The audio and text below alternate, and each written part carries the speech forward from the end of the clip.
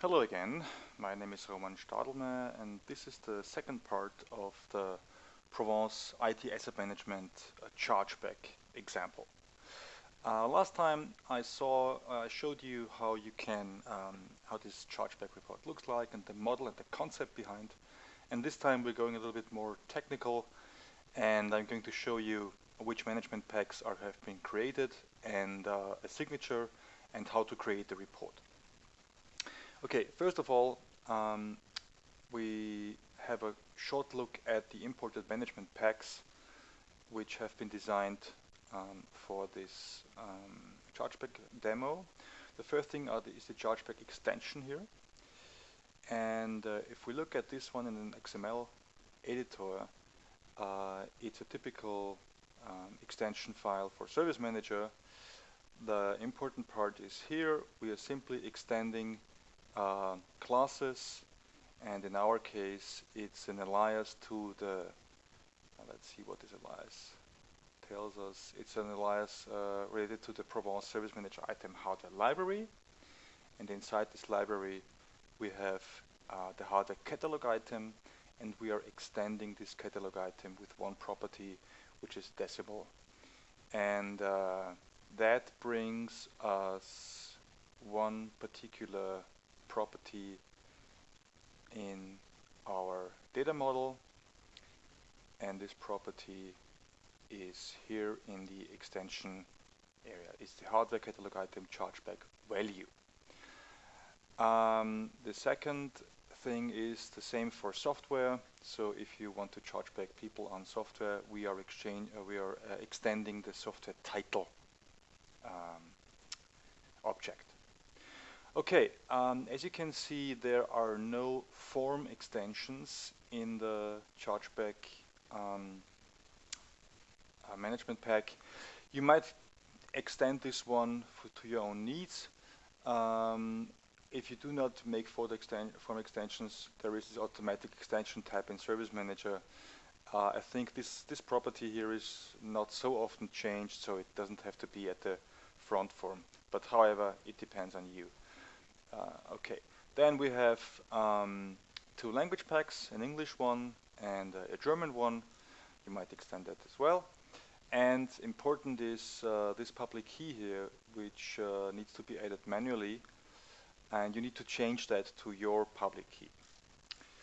Okay, the second extension is also shown here with the management packs, and it is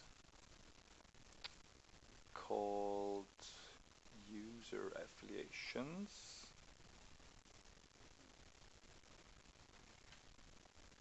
Yeah, it's the Provence user affiliations to the data warehouse, and what this one does is it is simply creating this relationship facts to link the user to the location, cost center, and organization. This relationship here is, if you go to a user,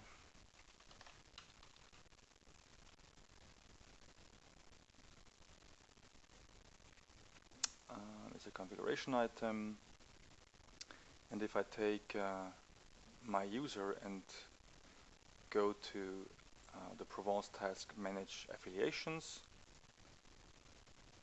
the relationship between user and these three objects here, organization, location, and cost centers, are maintained in the database, in the CMDB. If you want to have them, and we need that for our example, in the data warehouse, you need to create them with this relationship fact information in the XML. Okay, so these are the two management packs which needs to be imported. The source code is on the website, and here is a little guidance on how to create a public key. So if you don't have a public key, if you never have probably signed management packs, this is a short instruction on how to create your own key. With the sn.exe, You can create your own key, your key.sn key. Then you can extract the public key text information. This is a number, and this number needs to be entered in the category area here. Needs to be. This is mine, so exchange that, please. And then you can use FastSeal, use the management pack file XML with the key file appropriate and enter the company name. So then you generated MP files. Okay, after importing them, so signing and importing them, you should see this hardware catalog item class extensions plus this data warehouse extension. Okay, what then is possible is in the data warehouse, we have these three fact tables here. So if you go to your SQL Server Management Studio, open the DW Data Mart database and scroll down, there should be these three fact views. And if we simply select the first 1000 rows, the link is done here. The system user dim key is linked to a cost center, and we use that information in our query. What else should be there? The extension should be uploaded. So if you go to the hardware catalog dim view and do a select top 1000 rows, you should see hardware catalog items, and this column here should be available. So these are the numbers, these are the ChargeBack values, and we use them as well in our query. Okay, the query itself was shown on the last video, so I recommend creating this one in the Management Studio. It makes sense because you can try out, there is a good debugging feature here, unless you get this list here. Okay, after importing that stuff and making sure data is up in the data warehouse, we can go to our reporting website. So the SQL Server Reporting Services website, and if you log in there, you will see this Service Manager folder here, all the default Service Manager folders, and I've created a custom reporting folder, and there are already my two custom reports. Let's create a new one so that you know how that works. What you could also do is, you could also upload an RDL file, so a report definition file, which is on the website, so you don't need to do all this. You can upload it from the data center automation.at website. But in our case, I'm just going to show you how to create that. Start a report generator, and the report generator is really simple but very powerful. So we create a new report. Unfortunately, that's in German now. I'm very sorry for that. But I'll explain it in English so you will know what to do.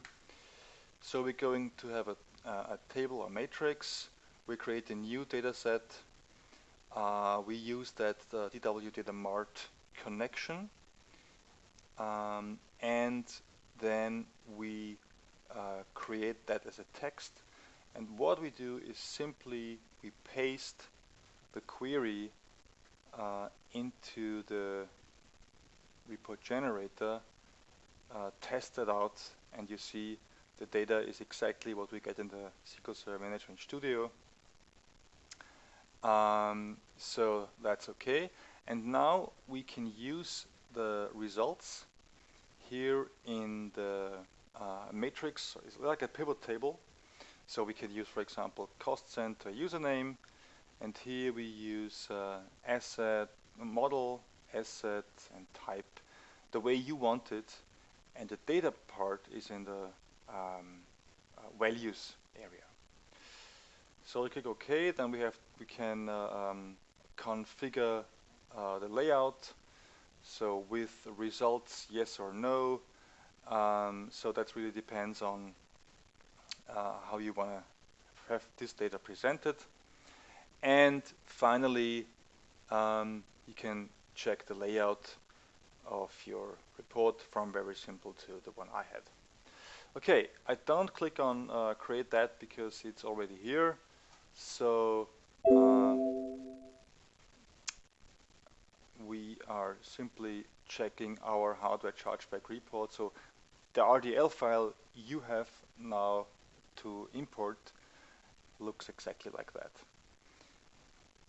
So the final report in the configuration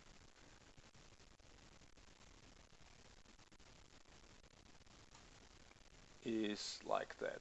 So we have the integrated fields here, date for example. I just use them here down at the execution time and report server URL. We have data sources and data set. The data set again is only the SQL query here. That's all. Yeah, and then after finishing the wizard, you have this matrix here, and I added the graph, so it's also just cosmetically, if you want that, you can do it. Well, and finally, if that is all configured, in your Service Manager console, if you go to reporting, you have your custom reporting folder here.